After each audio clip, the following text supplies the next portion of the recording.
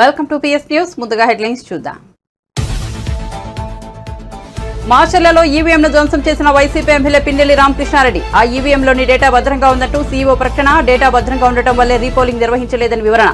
Polling నాడు మాచర్లలో ఇలాంటివి 7 సంఘటనలు జరిగాయని వెల్లడి.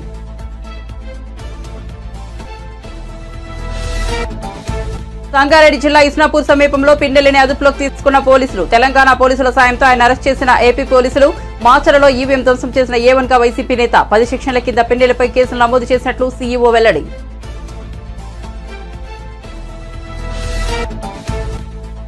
కుటుంబ సమేతంగా తిరుమల శ్రీవారిని దర్శించుకున్న తెలంగాణ సీఎం. 2 రాష్ట్రాలు సుభిక్షంగా ఉండాలని వెంకన్నను కోరుకున్నట్లు వెల్లడి. కొత్త సీఎంతో సత్సంబంధాలతో సమస్యలు పరిష్కరించుంటామని వివరణ.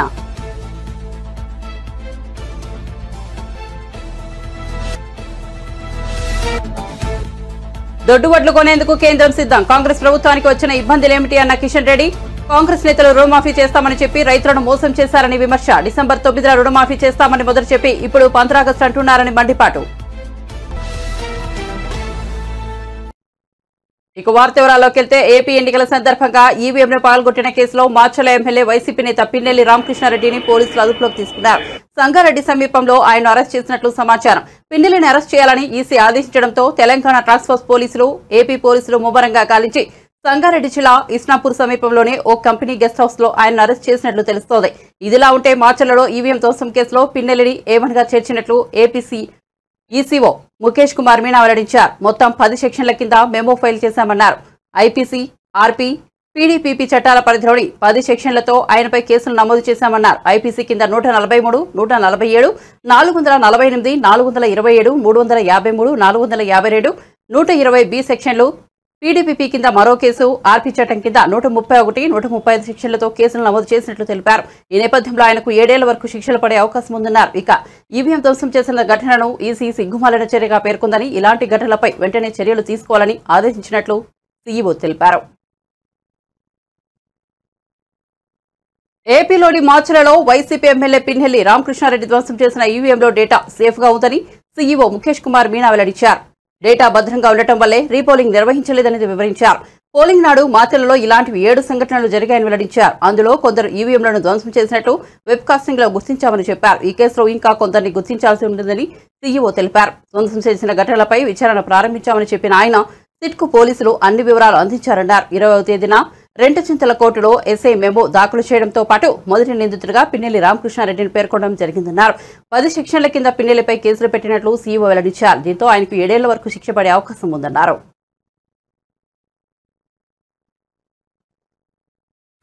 పోలింగ్ రోజు మనకు 9 పోలింగ్ స్టేషన్స్లో టోటల్గా మొత్తం రాష్ట్రంలో ఈవీఎం డ్యామేజ్ చేయడం జరిగింది.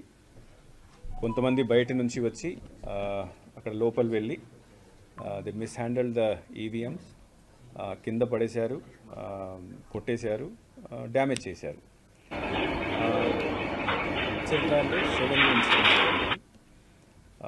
మాకు 12:30 ఆ రోజు 12:30 నుంచి 1:30 వరకు ఎన్ని ఇన్సిడెంట్స్ జరిగినాయి. దాంట్లో ఒక ఇన్సిడెంట్లో పోలింగ్ స్టేషన్ నెంబర్ 202లో తర్వాత మిగతా అన్ని పోలింగ్ స్టేషన్ సంబంధించి మనము సీసీ కెమెరాస్ అక్కడ పెట్టడం జరిగింది. ఆ రోజు బెల్ ఇంజనీర్ వచ్చి ఇవన్నీ పోలింగ్ స్టేషన్లో చూసేసి అక్కడ డేటా భద్రంగా ఉంది, సెక్యూర్ ఉంది కాబట్టి అక్కడ పోలింగ్ కంటిన్యూ చేయడం జరిగింది కొత్త మెషిన్స్ పెట్టిన తర్వాత. సెకండ్ ఇష్యూ, అక్కడ ఎవరు వచ్చి గొడవ చేశారో వాళ్ళ మీద యాక్షన్ కోసం నెక్స్ట్ డే ఇట్ సెల్ఫ్ ఎంత మన దగ్గర ఉన్న వెబ్ కాస్టింగ్ని ఇన్వెస్టిగేషన్ కోసం పోలీస్కి హ్యాండ్ ఓవర్ చేయడం జరిగింది. ఈ మధ్యలో సిట్ వచ్చింది. ఆ సిట్ వచ్చిన తర్వాత సిట్కి కూడా అన్ని నివేదికలు వాళ్ళు ఇచ్చారు. 20th of this month 20th మేని సబ్ ఇన్స్పెక్టర్ రెంట్ చింతాల ఆయన కోర్టులో మెమో దాఖలు చేయడం జరిగింది. ఆ మెమోలో he has mention that the mister P Ramakrishna Reddy he has been mentioned as accused number 1. తర్వాత 10 సెక్షన్స్ కింద, అంటే దాంట్లో సెక్షన్స్ కూడా మార్చేసి ఇనిషియల్గా ఫస్ట్ రోజు ఫైల్ చేసినప్పుడు అన్నోన్ పర్సన్స్ మీద ఫైల్ చేయడం జరిగింది. దీని తర్వాత ఇన్వెస్టిగేషన్ చేసి ఈ వీడియో అన్ని చూసిన తర్వాత 20th కోర్టులో ప్రొడ్యూస్ చేసిన మిస్టర్ రామకృష్ణారెడ్డిని కూడా అక్యూజ్ నెంబర్ 1గా దాంట్లో ఇంక్లూడ్ చేయడం జరిగింది. So this issue yesterday afternoon it was some video was released. So that video is correct, and then apart from filing this memo 2 days back a file memo చేసిన తర్వాత ఆయన arrest చేయడం కోసం ప్రయత్నాలు స్టార్ట్ అయినాయి. నిన్న రాత్రి ఈసీ మళ్ళీ ఇప్పుడు దాకా ఎందుకు చేయలేదు, చాలా సీరియస్గా దీన్ని తీసుకొని you should arrest him immediately orders కూడా ఇవ్వడం జరిగింది. సో ఎఫ్ఐఆర్ ఆల్రెడీ అంటే మెమో ద్వారా ఆయన పేరు ఆల్రెడీ ఇంక్లూడ్ చేయడం జరిగింది. అరెస్ట్ కోసం నిన్నటి నుంచి ప్రయత్నాలు జరుగుతున్నాయి. పోలీస్ ద్వారా ఇచ్చిన ఇన్ఫర్మేషన్ ప్రకారం మార్నింగ్ వాళ్ళ హౌస్కి కూడా రేడ్ చేయడం జరిగింది. He was not found. So several teams are now moving around to arrest the person. Election Commission has said that such incidents are very shameful incident in the sense that our intention is to do free, fair and peaceful elections, and when the candidate himself start doing this activity, that is a very serious matter. So stringent action should be taken. Stringent action ante as per the memo filed in the court against the accused number 1, 10 sections have been proposed against him, and these 10 sections have very severe sections where the punishment may go up to 7 years also. Polling రోజు మనకు 9 polling స్టేషన్స్లో టోటల్గా మొత్తం రాష్ట్రంలో EVM damage చేయడం జరిగింది. కొంతమంది బయట నుంచి వచ్చి అక్కడ లోపల వెళ్ళి దే మిస్హ్యాండిల్ ద ఈవీఎంస్, కింద పడేశారు, కొట్టేశారు, డ్యామేజ్ చేశారు. దాంట్లో మెయిన్లీ మాచర్లలో 7 ఇన్సిడెంట్స్ జరిగినాయి. మాకు 12:30 ఆ రోజు 12:30 నుంచి 1:30 వరకు ఎన్ని ఇన్సిడెంట్స్ జరిగినాయి. దాంట్లో ఒక ఇన్సిడెంట్లో పోలింగ్ స్టేషన్ నెంబర్ 202లో, తర్వాత మిగతా అన్ని పోలింగ్ స్టేషన్ సంబంధించి మనము సీసీ కెమెరాస్ అక్కడ పెట్టడం జరిగింది. ఆ రోజు బెల్ ఇంజనీర్ వచ్చి ఇవన్నీ పోలింగ్ స్టేషన్లో చూసేసి అక్కడ డేటా భద్రంగా ఉంది, సెక్యూర్ ఉంది కాబట్టి అక్కడ పోలింగ్ కంటిన్యూ చేయడం జరిగింది కొత్త మెషిన్స్ పెట్టిన తర్వాత. సెకండ్ ఇష్యూ, అక్కడ ఎవరు వచ్చి గొడవ చేశారో వాళ్ళ మీద యాక్షన్ కోసం నెక్స్ట్ డే ఇట్ సెల్ఫ్ ఎంత మన దగ్గర ఉన్న వెబ్కాస్టింగ్ని ఇన్వెస్టిగేషన్ కోసం పోలీస్కి హ్యాండ్ ఓవర్ చేయడం జరిగింది. ఈ మధ్యలో సిట్ వచ్చింది. ఆ సిట్ వచ్చిన తర్వాత సిట్కి కూడా అన్ని నివేదికలు వాళ్ళు ఇచ్చారు. 20th of this month 20th మేని సబ్ ఇన్స్పెక్టర్ రెంట్ చింతాల ఆయన కోర్టులో మెమో దాఖలు చేయడం జరిగింది. ఆ మెమోలో he has mention that the mister P Ramakrishna Reddy he has been mentioned as accused number 1. తర్వాత 10 సెక్షన్స్ కింద, అంటే దాంట్లో సెక్షన్స్ కూడా మార్చేసి ఇనిషియల్గా ఫస్ట్ రోజు ఫైల్ చేసి ఆంధ్రప్రదేశ్లో ఏర్పడబోయే కొత్త ప్రభుత్వంతో తెలంగాణ సత్సంబంధాలను మెయింటైన్ చేస్తుందని ముఖ్యమంత్రి రేవంత్ రెడ్డి పేర్కొన్నారు. కొత్త ప్రభుత్వం ఏర్పడ్డాక ఏపీ ముఖ్యమంత్రిని కలుసుకుంటారని వివరించారు. 2 రాష్ట్రాల మధ్య నెలకొన్న సమస్యలను సామరస్యపూర్వకంగా పరిష్కరించుకుంటామని చెప్పారు. బుధవారం తెలంగాణ ముఖ్యమంత్రి రేవంత్ రెడ్డి కుటుంబ సమేతంగా తిరుమల శ్రీవారిని దర్శించుకున్నారు. అనంతరం ఆలయం వెలుపల మీడియాతో మాట్లాడుతూ ముఖ్యమంత్రిగా బాధ్యతలు చేపట్టిన నాటి నుంచి తిరుమల శ్రీవారిని దర్శించుకోవడానికి ప్రయత్నించినా కుదరలేదని చెప్పారు. కొత్త బాధ్యతలు, స్థానిక పరిపాలన అంశాలతో వీలు చెక్కలేదన్నారు. 2 రాష్ట్రాల్లో ఎన్నికల హడావుడి ముగియడంతో ఈ రోజు స్వామివారిని దర్శించుకున్నట్లు తెలిపారు. 2 రాష్ట్రాలు సుభిక్షంగా ఉండాలని శ్రీవారిని కోరుకున్నట్లు చెప్పారు. గత ఏడాది కొంత కరువు పరిస్థితి నెలకొన్నా ఈసారి మాత్రం వర్షాలు సమృద్ధిగా కురుస్తాయని, ప్రభుత్వానికి ప్రకృతి సహకరిస్తోందని తెలిపారు. ఆంధ్రప్రదేశ్, తెలంగాణ రాష్ట్రాలు సామరస్యపూర్వకంగా పరస్పరం సహకరించుకుంటూ అభివృద్ధిలో ముందుకు సాగాలని అభిప్రాయపడ్డారు. తిరుమలలో తెలంగాణ ప్రభుత్వం తరఫున సత్రం నిర్మించాలని యోచిస్తున్నట్లు చెప్పారు. ఏపీలో కొత్త ప్రభుత్వం ఏర్పడ్డాక ముఖ్యమంత్రిని కలిసి దీనిపై చర్చిస్తామని చెప్పారు.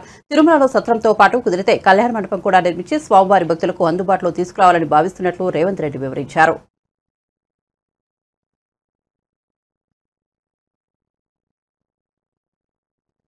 పాలనలో స్వామివారి దర్శనం చేసుకోవాలని ప్రయత్నం చేసిన ఎన్నికలు, స్థానిక పరిపాలనలో కాస్త సమయం దొరకకపోవడం వల్ల ఈరోజు స్వామివారిని దర్శించుకుని 2 రాష్ట్రాల సత్సంబంధాలు కొనసాగాలని, 2 రాష్ట్రాల అభివృద్ధి పదం వైపు నడవాలని ఆంధ్రప్రదేశ్లో ఏర్పడబోయే ప్రభుత్వము మా రాష్ట్ర ముఖ్యమంత్రితో తెలంగాణ ముఖ్యమంత్రిగా సత్సంబంధాలతో సమస్యలన్నిటిని కూడా పరిష్కరించుకొని కలిసికట్టుగా నడిచి రెండు రాష్ట్రాలు అభివృద్ధి పదం వైపు నడిపించే విధంగా ఒకరికి ఒకరు సహకరించుకొని ముందుకు వెళ్ళాలని ఆకాంక్షించను. అదేవిధంగా తెలంగాణ రాష్ట్ర ప్రభుత్వం తరఫున కొండ మీద ఒక సత్రం నిర్మాణము, కళ్యాణ మండపం నిర్మించి తెలంగాణ నుంచి వచ్చే భక్తులకే కాకుండా దేశం నలుమూలల నుంచి స్వామివారిని సందర్శించుకునే భక్తులందరికీ కూడా సౌకర్యాలు కల్పించడంలో తెలంగాణ రాష్ట్ర ప్రభుత్వం కూడా భాగస్వామ్యం తీసుకోవాలనుకుంటుంది. ఈ ఫలితాల ప్రక్రియ ముగిసిన తర్వాత తప్పకుండా తెలంగాణ రాష్ట్ర ప్రభుత్వం తరఫున సత్ర నిర్మాణానికి అవకాశం ఉంటే కళ్యాణ మండపం నిర్మించి స్వామివారి సేవ కొనసాగించాలని రాష్ట్ర ప్రభుత్వం భావిస్తుంది. తప్పకుండా తొందరలోనే ఆంధ్రప్రదేశ్ ముఖ్యమంత్రిని కలిసి విజ్ఞప్తి చేసి ఇక్కడ స్వామివారి సేవలో తెలంగాణ రాష్ట్ర ప్రభుత్వం కూడా భాగస్వామ్యం తీసుకోవాలని కోరుకుంటున్నాను. డెఫినెట్గా మీరే చూస్తున్నారో మేము చెప్పేది ఉంది, ఇక్కడ కొండ మీద రాజకీయాలు మాట్లాడకూడదు. తప్పకుండా మంచి వాతావరణం ఉంది, వాతావరణం కూడా అనుకూలించింది. గత సంవత్సరం కరువు వచ్చిన తాగునీటి సమస్య ఉన్న సమస్యలను అధిగమించి మంచి ఋతుపవనాలు, మంచి కాలం అవుతున్నది. వానలు పడాలి, పంటలు పండాలి, రెండు రాష్ట్రాలు సుభిక్షంగా ఉండాలనే మా ఆలోచన. ప్రకృతి కూడా సహకరిస్తుంది. తప్పకుండా పాలకుల మనసులో ఎలాంటి ఆలోచనలు లేనప్పుడు స్వామివారు ఒక ఆలోచన కలిగించి తప్పకుండా ఆ ప్రాంత రైతులకు సహాయం చేసే విధంగా వానలు పడి పంటలు పండుతాయి. మా ప్రభుత్వ కార్యాచరణ కూడా ప్రధానంగా రైతాంగాన్ని ఆదుకొని దేశం యొక్క సంపదను పెంచాలనేది మా ఆలోచన. ఆ విధంగా ముందుకు సాగాలని మా ప్రభుత్వం భావిస్తుంది. దొడ్డు రకం వడ్లను కొనుగోలు చేసేందుకు కేంద్రం సిద్ధంగా ఉందని, అలాంటప్పుడు వాటిని కొనేందుకు కాంగ్రెస్ ప్రభుత్వానికి వచ్చిన ఇబ్బంది ఏమిటి అని కేంద్ర మంత్రి బీజేపీ తెలంగాణ రాష్ట్ర అధ్యక్షుడు కిషన్ రెడ్డి అన్నారు. హైదరాబాద్ లో ఏర్పాటు చేసిన మీడియా సమావేశంలో ఆయన మాట్లాడుతూ కాంగ్రెస్ నేతలు రుణమాఫీ చేస్తామని చెప్పి రైతులను మోసం చేశారన్నారు. డిసెంబర్ 9న రుణమాఫీ చేస్తామని చెప్పి ఆ తరువాత 15 ఆగస్టు అంటున్నారని మండిపడ్డారు. వడ్లకు 500 రూపాయల బోనస్ ఇస్తామని చెప్పారని, కానీ సన్న రకం వడ్లకే అని ఇప్పుడు సన్నాయి నొక్కులు నొక్కుతున్నారని ఆగ్రహం వ్యక్తం చేశారు. రాష్ట్రంలో 80% దొడ్లు వడ్డని పండిస్తారన్నారు. చాలా తక్కువ మంది రైతులే సన్న రకం పండిస్తారన్నారు. కాంగ్రెస్ ప్రభుత్వం బోనస్ పేరుతో రైతులను మోసం చేసిందని ఆరోపించారు. రైతులకు ప్రభుత్వానికి కేంద్రం అన్ని రకాలుగా అండగా ఉంటుందన్నారు. రబీ సీజన్లో పెద్ద మొత్తంలో ధాన్యం సేకరించడానికి కేంద్రం ఒప్పందం కుదుర్చుకుందన్నారు. బాయిల్ రైస్ కానీ మీకు వచ్చినటువంటి బాధ ఏంటి అని అడుగుతాం. రోజు మేము వాళ్ళకి ఇవ్వము, మేము సన్న వడ్లకే ఇస్తాము అని ఈరోజు ఇచ్చిన హామీల నుంచి తప్పించుకునేటువంటి ప్రయత్నం, రైతులకు వెన్నుపోటు పొడిచేటువంటి ప్రయత్నం కాంగ్రెస్ పార్టీ ప్రభుత్వం చేస్తూ ఉంది. ఒక దిక్కు కేంద్ర ప్రభుత్వము మీరు ఎంత సరఫరా చేసినా దొడ్డు బియ్యం కొనడం కోసము కేంద్ర ప్రభుత్వం సిద్ధంగా ఉంది. కేంద్ర ప్రభుత్వము బియ్యం కొనడానికి సిద్ధంగా ఉన్నప్పుడు మీకు వచ్చినటువంటి బాధ ఏంటి అని అడుగుతా ఉన్నాను, మీకు వచ్చినటువంటి నష్టం ఏంటి అని అడుగుతా ఉన్నాను. మీ రాష్ట్ర అవసరాలకు కావాలంటే అదనంగా సన్నబియ్యం సేకరించండి, కానీ కేంద్రము కొంటానన్నటువంటి ఎంఎస్పి ప్రకారము మరి మీరు బోనస్ ఇచ్చి దొడ్డు రకం వరం కొనడానికి ఈ ప్రభుత్వానికి వచ్చినటువంటి ఇబ్బంది ఏందో ఈరోజు ఇచ్చినటువంటి హామీ నుంచి పక్కకు జరగడం తప్ప ఇందులో మరో కారణం కనిపించడం లేదు. ఈ యొక్క మోసం చేయడం తప్ప ఇంకో సమస్య లేదని సందర్భంగా మనం చేస్తున్నాను. ఈరోజు కేంద్ర ప్రభుత్వము తెలంగాణ రాష్ట్రం నుంచి వరి ఎంత ఉత్పత్తి అయినా ఆ ఉత్పత్తికి సంబంధించి ప్రతి నయా పైసా చెల్లించడానికి సిద్ధంగా ఉంది. అది దొడ్డు బియ్యం కానీ, సన్న బియ్యం కానీ, బాయిల్ రైస్ కానీ ఏదైనప్పటికీ కూడా గత సంవత్సరం మీకు తెలుసు బాయిల్ రైస్ విషయంలో ఢిల్లీకి వచ్చి ధర్నాలు చేశారు కాంగ్రెస్ టీఆర్ఎస్ పార్టీ నాయకులు. కానీ ఆ బాయిల్ రైస్ విషయంలో కూడా ప్రధానమంత్రి గారు తెలంగాణ రైతాంగానికి సంబంధించి సమస్యను దృష్టిలో పెట్టుకొని బాయిల్ రైస్ కూడా ఎంత వచ్చినా కూడా కొనాలని చెప్పి ఆదేశాలు ఇవ్వడం జరిగింది.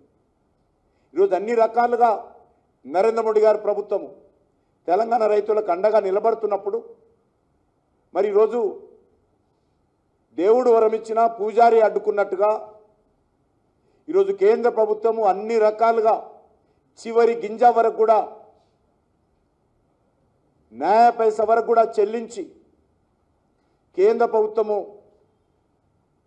ధాన్యం కొనుగోలు కావచ్చు, బియ్యం కొనుగోలు కావచ్చు ముందుకొచ్చినప్పుడు రాష్ట్ర ప్రభుత్వము ఈ రకంగా అడ్డంకులు సృష్టించి రైతులకు అన్యాయం చేసే దిశలో, రైతులను మోసం చేసే దిశలో, రైతులకు వెన్నుపోటు పొడిచే దిశలో ప్రయత్నం చేయడము చాలా దుర్మార్గమని ఈ సందర్భంగా మనవి చేస్తా ఉన్నాను. మీకు తెలుసు కేంద్ర ప్రభుత్వము 23-24 సంబంధించినటువంటి ఖరీఫ్ రాష్ట్ర ప్రభుత్వంతో ఒప్పందం చేసుకున్నటువంటి బియ్యాన్ని ఇంతవరకు సరఫరా చేయలేదు. కేంద్ర ప్రభుత్వము వాయిదాల మీద వాయిదాలు ఇస్తూ ఉంది. ఖరీఫ్ సంబంధించి ఇంకా 22 లక్షల మెట్రిక్ టన్నుల బియ్యం ఈరోజు కేంద్రానికి సరఫరా చేయాలి యాజ్ పర్ ఒప్పందం ప్రకారం. ఇంతవరకు అది చేయలేదు. అదేవిధంగా రబీకి సంబంధించి కూడా మరి కేంద్ర ప్రభుత్వము 75 లక్షల మెట్రిక్ టన్నుల వరి ధాన్యాన్ని సేకరించాలని ఒప్పందం కుదుర్చుకున్నది. ఇంతవరకు 23-24 సంబంధించి రబీ 33 లక్షల మెట్రిక్ టన్నుల వరి ధాన్యాన్ని మాత్రమే రాష్ట్ర ప్రభుత్వం సేకరించింది. ఒకసారి మోసపోతే అది మోసపోయిన వారి తప్పు కాదని మాజీ మంత్రి బీఆర్ఎస్ వర్కింగ్ ప్రెసిడెంట్ కేటీఆర్ అన్నారు. అయితే రెండోసారి కూడా మోసపోతే మాత్రం తప్పు మోసపోయిన వారిదేనని తేల్చి చెప్పారు. రైతు రుణమాఫీ విషయంలో కాంగ్రెస్ ప్రభుత్వం ఇచ్చిన హామీని ఉద్దేశిస్తూ కేటీఆర్ వ్యాఖ్యలు చేశారు. తెలంగాణ అసెంబ్లీ ఎన్నికల సందర్భంగా రైతుల రుణాలను డిసెంబర్ 9నే మాఫీ చేస్తామని కాంగ్రెస్ పార్టీ నేతలు హామీ ఇచ్చారని గుర్తు చేశారు. తెలంగాణ రైతాంగం ఆ హామీని అమాయకంగా నమ్మి ఓట్లేశారని, కాంగ్రెస్ సర్కార్ మాత్రం ఇచ్చిన హామీని నిలబెట్టుకోలేదని మండిపడ్డారు. రైతు రుణమాఫీ విషయంలో ఒకసారి నమ్మినందుకు రైతాంగాన్ని కాంగ్రెస్ ప్రభుత్వం మోసం చేసిందని చెప్పారు. ఇప్పుడు ఆగస్టు 15లోగా రైతుల రుణమాఫీ చేస్తామంటూ మరోసారి మోసం చేయడానికి కాంగ్రెస్ నేతలు ప్రయత్నిస్తున్నారని ఆరోపించారు. మళ్లీ నమ్మితే మోసపోవడం తప్పదని, అప్పుడు తప్పు కాంగ్రెస్ వాళ్ళది కాదు, వాళ్ళ హామీలను నమ్మిన మనదేనని చెప్పారు. రూపాయి ఇస్తే నేను 2 రూపాయలు ఇస్తా అని చెప్పి మొత్తానికి గందరగోళం చేసి ఓట్లు వేయించుకున్నారు. ఇవాళ గద్దెనెక్కింది. మరి కాంగ్రెస్ అధికారంలోకి వచ్చిన తర్వాత ఏం జరుగుతున్నదో ఒక చిన్న విషయంతో మీకు అర్థమైపోతుంది. మీ వరంగల్ తూర్పు నియోజకవర్గంలోనే ఎంజీఎం హాస్పిటల్ ఉంది. ఇవాళ పేపర్లో వార్త ఉంది, కావాలంటే మీరు తీసి చూడండి. ఇవాళ పేపర్లో, ఈనాడు పేపర్లో వార్త ఉంది. నేను చెప్పిన మానాడు కాంగ్రెస్ కావన్నా కరెంటు కావాలనా అని పదే పదే చెప్పినాం. సరే, జరిగింది. నిన్నటికి నిన్న ఎంజీఎం ఆసుపత్రిలో మొత్తం, ఎంజీఎం అంటే ఉత్తర తెలంగాణకు మొత్తం కేంద్రం ఎంజీఎం హాస్పిటల్. ఉత్తర తెలంగాణలో ఉండే పేదలందరికీ దిక్కు ఎంజీఎం హాస్పిటల్. ఆ ఎంజీఎం ఆసుపత్రిలో నిన్న సాయంత్రం 4:30 నుంచి రాత్రి 9:30 దాకా 5 గంటలు కరెంటు లేదు. 4 జనరేటర్లు ఉండే అక్కడ ఉండే. ఇవాళ ఎట్లున్నదో నాకంటే బాగా మీకే తెలుసు. కరెంటు పోతుందా ఇళ్ళల్లా? పోతలేదా? పిల్లలు మాత్రం పుట్టిరట. ఇది ఎట్లా సాధ్యం నాకు అర్థం కాదు. కేసీఆర్ 10,000 ఇస్తుండే, నేను 15,000 ఇస్తా అన్నాడు. ఇచ్చిండా? రేవంత్ రెడ్డి ఎంత గొప్పోడంటే కేసీఆర్ ఉన్నప్పుడేమో రైతు బంధు నాట్లప్పుడు పడుతుండే, రేవంత్ రెడ్డి వచ్చినాక ఓట్లప్పుడు పడుతుంది రైతు బంధు. డిసెంబర్లో ఇవ్వాల్సిన రైతు బంధు మేల ఇచ్చి అది కూడా ఏదో చాలా గొప్ప పని చేసినట్టు పోజులు కొడతా ఉన్నాడు రేవంత్ రెడ్డి. కేసీఆర్ గారు ఓన్లీ భూస్వాములను పట్టించుకుంటుండు. నేను కౌలు రైతులకు కూడా నేను ఇస్తా 15,000 అన్నాడు. ఒక్క కౌలు రైతు కన్నా ఇచ్చిండా? రైతు కూలీలకు నెలకు 1,000 రూపాయలు ఇస్తా అన్నాడు. ఒక్కలకన్నా ఇచ్చిండా? రైతు బిడ్డలైన మీరు నిరుద్యోగులు, గ్రాడ్యుయేట్లు ఒక్క మాట ఆలోచన చేయండి. 2 లక్షల ఉద్యోగాలు ఇస్తా అన్నాడు. ఒక్క నోటిఫికేషన్ ఇయ్యలే. మీకు మాట ఇచ్చిండు. ఏమన్నాడు? ఒక్క ప్రవేశ పరీక్ష కూడా, ఒక్క ఎంట్రన్స్ టెస్ట్ కూడా పైసలు తీసుకోను అన్నాడు. రూపాయి రుసుమున్నది అన్నాడు. మేనిఫెస్టోలో పెట్టిండు. కేసీఆర్ ఇక టెట్ రాసిన వాళ్ళు ఉన్నారు ఎవరన్నా? ఏపీలో ఎన్డీఏ కూటమికి 150కి పైగా సీట్లు వచ్చినా ఆశ్చర్యం లేదని టీడీపీ అభ్యర్థి రఘురామకృష్ణరాజు అన్నారు. విశాఖలో నిర్వహించిన టీడీపీ నేతల మీడియా సమావేశంలో ఆయన మాట్లాడారు. ఈవీఎంలను తెలుగుదేశం నేతలు ధ్వంసం చేశారని ఆరోపించిన పిన్నెల అరాచకాలను మీడియాలో అందరూ చూశారని రఘురామరాజు ఎద్దేవా చేశారు. ఈ ఎన్నికల తర్వాత జగన్మోహన్ రెడ్డి రాజకీయ చిత్రపటంలో కనిపించారని విమర్శించారు. గతంలో ఎన్నోసార్లు ఓటింగ్ పర్సంటేజ్ పెరిగితే అది ప్రభుత్వ వ్యతిరేకత అనేది ఆల్మోస్ట్ 80% ఆఫ్ ద ఎలక్షన్స్ లో నిరూపితమైంది. అంతేకాకుండా ఉద్యోగస్తులు ఎప్పుడైతే ఒక వ్యవస్థ మీద తిరగబడితే ఆ ఎలక్షన్ లో నెగ్గిన దాఖలాలు అయితే 100% కూడా లేవు. ఉద్యోగస్తుల వ్యతిరేకత ఉన్నప్పుడు ఆ ప్రభుత్వం వచ్చిన దాఖలాలు లేవు. ఈ రెండు కారణాలని మనం కలుపుకుంటే 100% ఫుల్ ప్రూఫ్ జగన్మోహన్ రెడ్డి అనే వ్యక్తి రాజకీయ చిత్రపటంలో ఈ ఎన్నిక తరువాత ఉండటం అన్నది జరగదు. జగన్మోహన్ రెడ్డికి స్పష్టంగా తెలుసు అతను ఎత్తుపోయాడని. కాకపోతే ఏ 14,000 కోట్లు అయితే ఎన్నికలకి ఒక రోజు ముందు గతంలో 6 నెలల ముందు నొక్కిన బట్టల తాలూకు డబ్బులు రిలీజ్ చేయాలనుకున్నాడో దాన్ని ఇతర కాంట్రాక్టర్లకి 25% కమిషన్ తీసుకుని వెనక్కి లాక్కునే వాళ్ళకి ఇవ్వటం కోసం మనం వస్తున్నాం. ఎందుకంటే అధికారులతో ఇంకా తప్పులు చేయించాలి. అధికారి తప్పులు చేయాలంటే ఇతడు మళ్ళీ వస్తాడని ఒక కాన్ఫిడెన్స్ ఉండాలి. కాబట్టి అధికారుల్ని బ్లఫ్ చేయడానికి ఒక బ్లఫ్ మాస్టర్ లాగా ఏదో అక్కడ ఒక చిన్న సీన్ క్రియేట్ చేసి మనం వస్తున్నామని చెప్పి వెళ్ళాడు. అధికారుల మీద ప్రెషర్ పెట్టి ఏదో పేమెంట్లు క్లియర్ చేయాలని చూశారు. అది కొద్దిమంది అధికారులు ఏదన్నా ఇంకా తప్పు చేసే వాళ్ళు ఉంటే చేయొచ్చు తప్ప అందరికీ కూడా క్లియర్గా అర్థమైంది అతని చాప్టర్ క్లోజ్ అయిపోయిందని. పోస్ట్ పోల్ సర్వేలు కూడా పూర్తిగా అనుకూలంగా ఉన్నాయి. నేను గతంలో చెప్పా 125 స్థానాలకి ఒక్క స్థానం కూడా తగ్గదు. ఎప్పుడు విధి అనుకూలించకపోతే, అనుకూలిస్తే 150 స్థానాలు దాటినా కూడా ఆశ్చర్యపోవలసిన అవసరం ఏమాత్రం లేదు. మీకు దాడులు చేసిందంతా ఎవరో స్పష్టంగా అర్థమైంది. పిన్నెల్లి చాలా దారుణంగా కామెంట్లు చేసిన కొద్ది గంటల్లో అతను చేసిన విధ్వంసం డైరెక్ట్గా మీడియాలో కళ్ళకు కట్టినట్టుగా వచ్చింది. ఎంత దారుణంగా అతను బాక్సుల్ని బద్దలు కొట్టాడో. మరి అటువంటి వ్యక్తిని మీరు చూశారు. జగన్మోహన్ రెడ్డి ఆ బస్ టూర్లో తిరిగినప్పుడు ఎక్కడ పెద్దగా జనం లేరనుకోండి, వెళ్ళినప్పుడల్లా ప్రతివాడిని సౌమ్యుడు, మంచివాడు ఇలా మాట్లాడేవాడు. పిన్నెల్లి గారిని కూడా రామకృష్ణ చాలా మంచివాడు, ఇప్పటికే మంచి పదవి ఇచ్చా, ఇంకా మంచి పదవిలో పెడతా, మంచివాడు కాబట్టి ఓట్లేయండి అన్నాడు. ఎంత మంచివాడో తెలిసిపోయింది. నిన్న టీవీలో దొరికేశాడు. గతంలో ఎన్నోసార్లు ఆంధ్రప్రదేశ్లో ఎన్డీఏ కూటమిదే గెలుపని సర్వేలని చెబుతున్నాయని టీడీపీ నేత గంటా శ్రీనివాసరావు ధీమా వ్యక్తం చేశారు. విశాఖలో నిర్వహించిన టీడీపీ నేతల మీడియా సమావేశంలో ఆయన మాట్లాడారు. జూన్ 9న విశాఖలో జగన్ ప్రమాణ స్వీకారం అంటూ వైఎస్ఆర్సీపీ నాయకులు మైండ్ గేమ్ ఆడుతున్నారని దుయ్యబట్టారు. ఎన్నికల ఫలితాలు చూసి జగన్ షాక్ అవుతారని ఎద్దేవా చేశారు. 13వ తారీఖు పోలింగ్ అయిన తర్వాత ఆ పోలింగ్ సరళి కానీ పోలింగ్ ముందు జరిగిన పరిణామాలు కానీ చూస్తూ ఉంటే ఎన్నిక అనేది ఏకపక్షంగా కూటమి వైపు ప్రజలు మొగ్గు చూపారనేది మనకు అర్థమవుతూ ఉంది.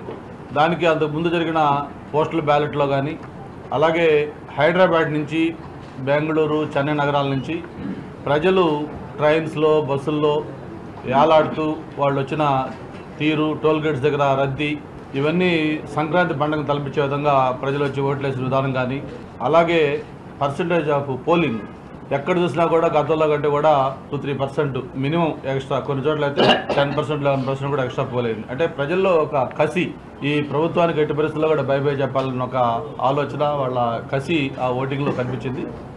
వీటన్నిటితోటి అంతేకాకుండా మనం పోలింగ్ అయిన తర్వాత కూడా 175 కాన్స్టిట్యున్సీల్లో మరి చంద్రబాబు నాయుడు గారు, పవన్ కళ్యాణ్ గారు అలాగే పురంధేశ్వరి గారి ఆదేశాల మేరకు మొత్తం రివ్యూలు కూడా చేసుకుంటే బూత్ వైజ్ కూడా అనాలిసిస్లో ఎక్కడ చూసినా కూడా ఒక పాజిటివ్ వేవ్ కూటమికి కనిపించిన విషయం మనం చూస్తూ ఉన్నాం. అయితే దీన్ని డైవర్ట్ చేస్తూ వైసీపీ నాయకులు జగన్మోహన్ రెడ్డి గారు మొన్న లండన్ వెళ్ళే ముందు ఆయన పీకే టీం ఏదైతే ఐపాక్ టీం ఉందో ఐపాక్ టీంతో మాట్లాడినప్పుడు ఆయన చేసిన కామెంట్స్ కానీ ప్రజలు షాక్ అవుతారని చెప్పాడు. ప్రజలు, దేశం కూడా డెఫినెట్గా మేము కూడా అంటా ఉన్నాం. ఎందుకంటే ఖచ్చితంగా షాక్ అవుతారు. ఎందుకంటే ఆ రిజల్ట్స్ అంత ఏకపక్షంగా కూటమి వైపు రాబోతా ఉంది. ప్రజలు, దేశంతో పాటు జగన్మోహన్ రెడ్డి కూడా గ్యారెంటీగా షాక్ అవుతాడు. ఎందుకంటే ఆయన ఊహించిన విధంగా ఫలితాలు రాబోతూ ఉన్నాయి. దాంతోపాటు ప్రత్యేకించి విశాఖపట్నంలో వైవి సుబ్బారెడ్డి గారు కానీ మరి అలాగే బొత్స సత్యనారాయణ గారు కానీ గత 7 రోజులుగా వాళ్ళు ఆడుతున్న మైండ్ గేమ్ చూస్తే చాలా నవ్వు వస్తూ ఉంది మాకు. జూన్ 9న విశాఖపట్నంలోనే 9:35 ప్రమాణ స్వీకారం. అలాగే స్టేడియం పోయి ఏర్పాటు చూడటం కోసం స్టేడియం వెళ్తామంటాం.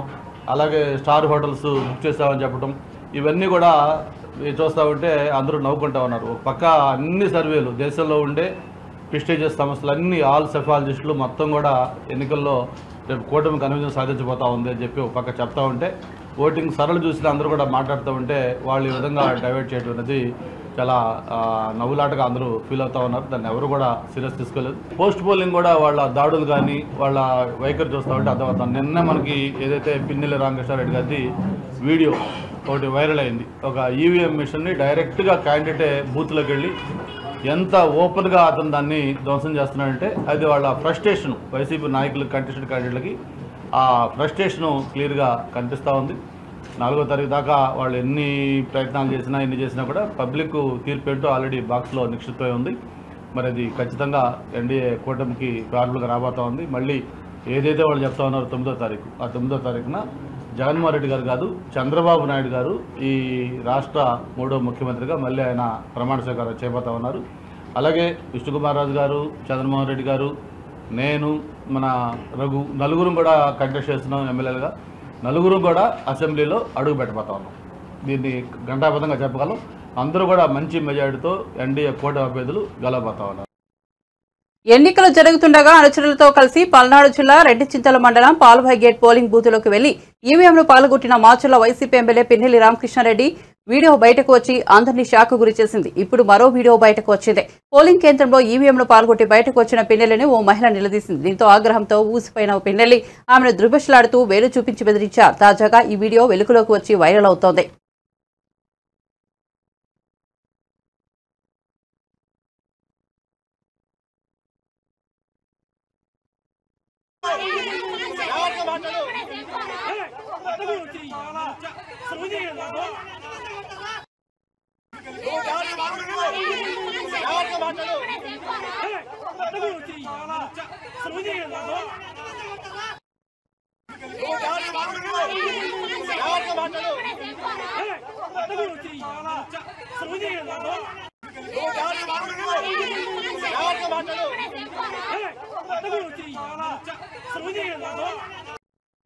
బులెటిన్ ముగించే ముందు హెడ్లైన్స్ మరోసారి చూద్దాం. మాచర్లలో ఈవీఎంను ధ్వంసం చేసిన వైసీపీ ఎమ్మెల్యే పిన్నెల్లి రామకృష్ణారెడ్డి. ఆ ఈవీఎంలోని డేటా భద్రంగా ఉందంటూ సీఈఓ ప్రకటన. డేటా భద్రంగా ఉండడం వల్లే రీపోలింగ్ నిర్వహించలేదని వివరణ. పోలింగ్ నాడు మాచర్లలో ఇలాంటివి 7 సంఘటనలు జరిగాయని వెల్లడి. సంగారెడ్డి జిల్లా ఇస్నాపూర్ సమీపంలో పిన్నెల్లిని అదుపులోకి తీసుకున్న పోలీసులు. తెలంగాణ పోలీసుల సాయంతో ఆయన అరెస్ట్ చేసిన ఏపీ పోలీసులు. మాచర్లలో ఈవీఎం ధ్వంసం కేసులో ఏవన్గా వైసీపీ నేత. 10 సెక్షన్ల కింద పిన్నెల్లిపై కేసులు నమోదు చేసినట్టు సీఈఓ వెల్లడి. కుటుంబ సమేతంగా తిరుమల శ్రీవారిని దర్శించుకున్న తెలంగాణ సీఎం. 2 రాష్ట్రాలు సుభిక్షంగా ఉండాలని వెంకన్నను కోరుకున్నట్లు వెల్లడి. కొత్త సీఎంతో సత్సంబంధాలతో సమస్యలు పరిష్కరించుకుంటామని వివరణ.